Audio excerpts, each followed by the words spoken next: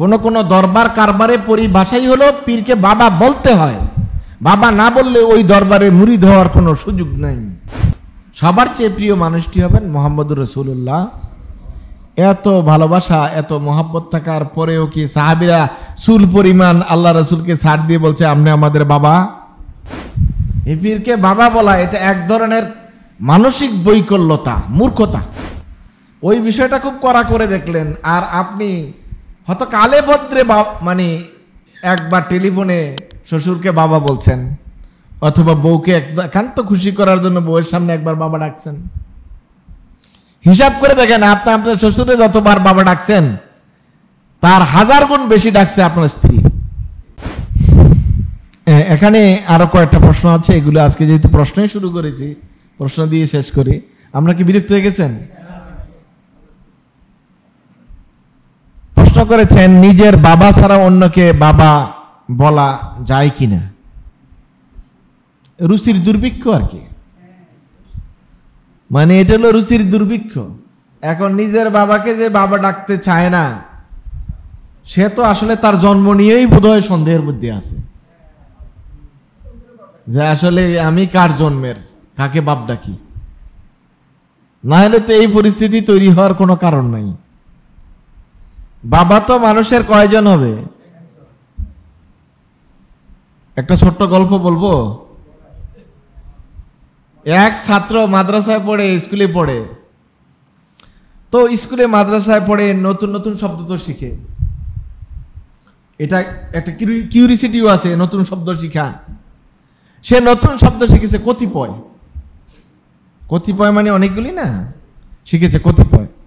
তখন বাবার কাছে শিখেছে শ্রদ্ধা না কতিপয় আব্বাজান পত্রে আমার সালাম নিবেন, আশা করি ভালো আছেন। চিঠি লিখছেন, কি চিঠির প্রথম অ্যাড্রেসটা ছিল কতিপয় আব্বাজান পত্রে আমার সালাম নিবেন। আপনি বলেন এইটার পরে তার বাবা তার উপর কতটা সন্তুষ্ট হয়েছে। পরবর্তী যেটা জবাব এসেছে এটার মধ্যে তো প্রথম শব্দটাই ছিল হয়তো অত্যন্ত খারাপ, যে হারামজাদা, এটা লিখছত কি? এইটাই লিখবে বাবা, তো এইটাই লিখবে হারামজাদা লিখছত কি? কিন্তু ছেলের নিয়ত ভালো ছিল, ছেলে মনে করছে এটা খুব গুরুত্বপূর্ণ শব্দ, এটা তো আমার বাবার উপরেই লেখা উচিত। দেখছে কতিপয় আব্বাজান পত্রে আমার সালাম নেবেন। এখন যাদের বাবার ঠিক নাই তারা তো এগুলি ছাড়া করার কোনো উপায় নাই। এখন কতক্ষণ বলবে জাতির জনক, কতক্ষণ বলে নিজের জনক, কতক্ষণ আমার জনক, আমার ভাইয়ের জনক, এগুলো চলতেই থাকবে। আর কিছু কিছু লোক আছে মূর্খ মানুষ, পীরের মুরিদ, ভণ্ড পীরের মুরিদ, তো পীরকে বাবা বলে। এই পীরকে বাবা বলা এটা এক ধরনের মানসিক বৈকল্যতা, মূর্খতা। দিন ইসলাম ইমান সম্পর্কে কোনো ধারণাই তার, চরম মূর্খতার পরিচয় হলো পীরকে বাবা ডাকা। হ্যাঁ, শিখে দেয়।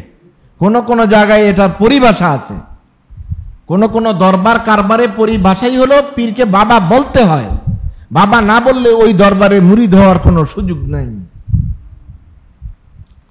এরা হচ্ছে আসলে শয়তানের বড় চেলা, যারা দল্লু আদাল্লু, নিজে গোমরা হয়েছে অন্যকেও গোমরা বানায়। আপনি আপনার পিতাকেই শুধু পিতা বলবেন, আপনার পিতা যতই খারাপ হোক আপনার পিতা। আল্লাহ রাসূল সাল্লাল্লাহু আলাইহি ওয়াসাল্লাম থেকে সহিহ হাদিস বর্ণিত হয়েছে, আল্লাহ রাসূল বলেন যে কোনোভাবেই এটা জায়েজ নয় যে নিজের পিতাকে হিডেন করে, গোপন রেখে অন্যকে বাপ ডাকা। আল্লাহ রাসূল সম্পূর্ণ নিষেধ করেছেন।